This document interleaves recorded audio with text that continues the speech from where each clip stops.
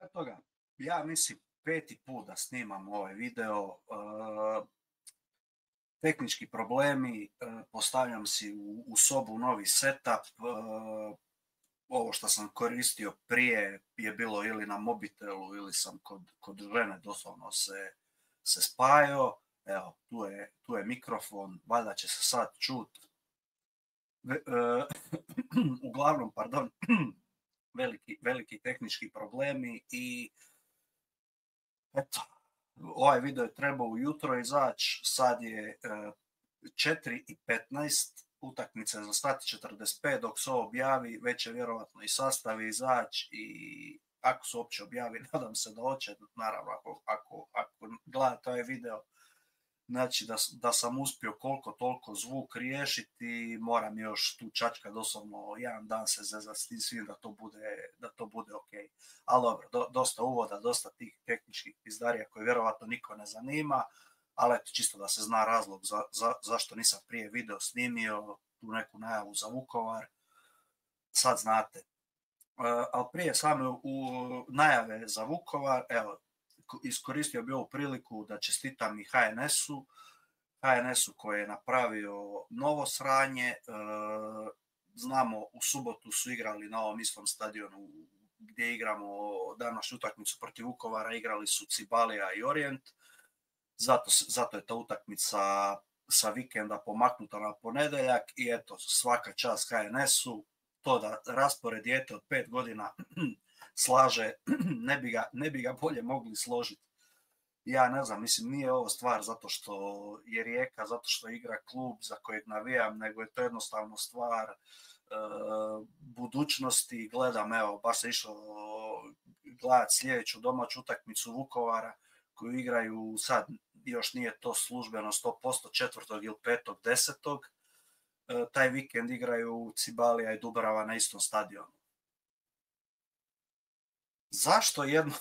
Zašto ne napraviti jednostavno i staviti da jedan vikend igra Cibalija doma, drugi vikend da igra Vukovar doma? Ali dobro, znamo kakva je naša liga, evo imamo najbolji primjer s Goricom koja je prvi 6 kola igrala u gostima, sad će igrati 6 kola doma i ovo je, znači ide sve bolje na bolje ide i uglavnom, eto, svaka čast HNS-u i samo tako naprijed. Ovo i skupom šta rade i sve, evo, sve bolje od bolje. Ali dobro, uglavnom pustimo sad to.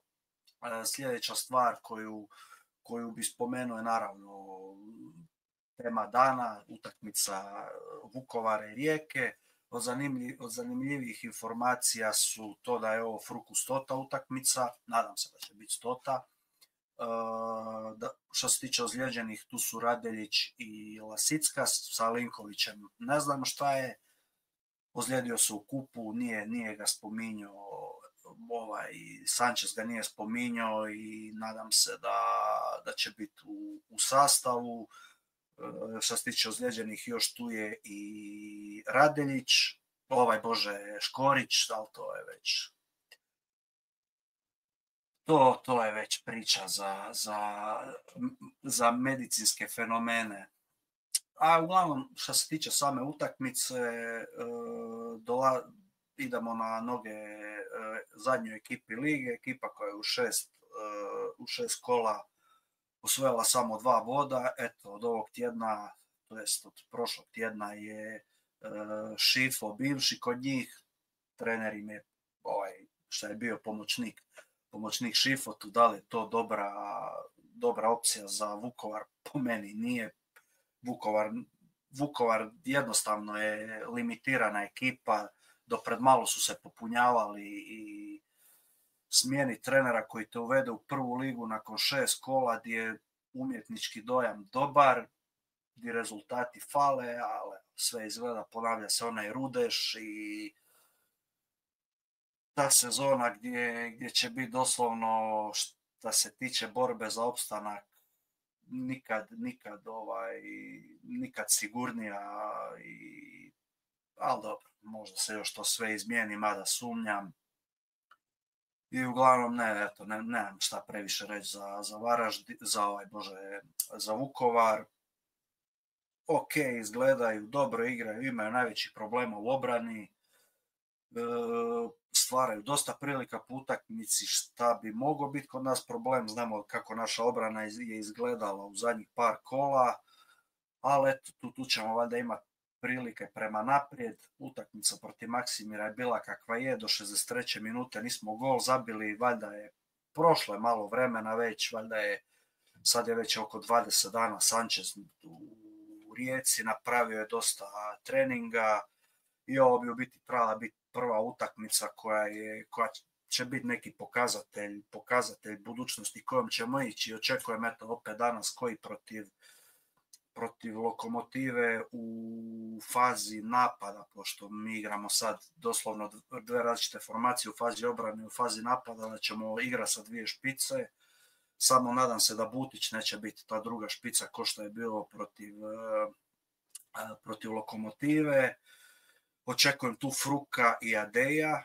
Fruk da bude više igrač koji će primat lopte u noge, koji će više biti neki razigravač, dok će Adej više napadat prostor, ulaziti u te međulinije.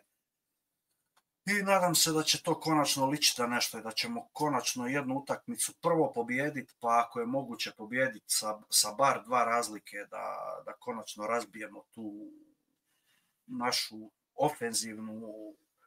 ofenzivnu, kako bi uopće nazvao, doslovno ofenzivnu depresiju šta igramo. Vidjeli smo i protiv Lokomotive a što su biti spomenuli Menalo i Fruk na presicama i Fruk, to je Menalo na presija, Fruk danas na Radio Rijeci po scenama kad ide da se još prilagođavaju, da je totalno drugačiji stil igre koji igra Sanchez, ako igra Đalović, kao što rekao, to smo vidjeli protiv Lokomotive, gdje su igrači doslovno pogubljeni, izgledali, nisu znali kod ih treba trčati, gdje se treba vraćati.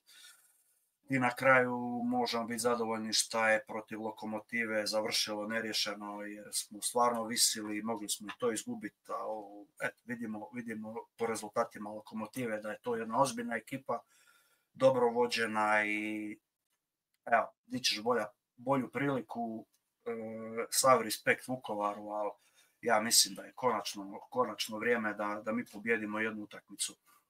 Što se tiče još ovako stvari, utakmicu će suditi Ivan Vukančić, mladi sudac u HNL-u, 5. utakmica, eto, nek mu je sa srećom. Nadam se da ta mlada garda koja dolazi će biti bolja. Eto, Erceg je sad sudio derbi, po meni jako dobro odsudio.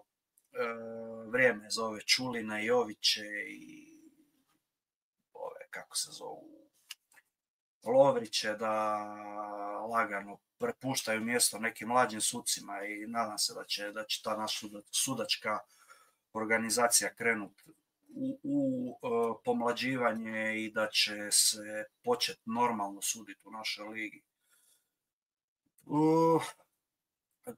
Ovako, ajde, ako baš moram, to jest ako baš želim, pogađat ću neku formaciju. Ja mislim da ćemo mi, opet govorim u fazi napade, izgledati nešto u stilu 3-5-2 ili 3-4-1-2, gdje će ti biti, znači, stoperska linija, Majstorović desno, Husić u sredini i ljevo devetak.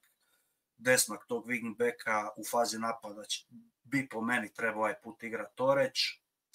Lijevo da će staviti Menala ili Butića, po meni ipak prije Butića. I gdje bi ti bile te neke 3 osmice ili 1 šestica, 2 osmice, Janković, Dantaš, Petrović i u špici Adej i Fruk. I neću, evo, kao što rekao, kasno ovo već snimam, neću previše dužiti, valjda će zvuk biti dobar, stvarno očekujem pobjedu, napravit ću neki video sigurno poslije utakmice i uglavnom, eto, to je to. Hvala svima na gledanju i čujemo se. Pozdrav.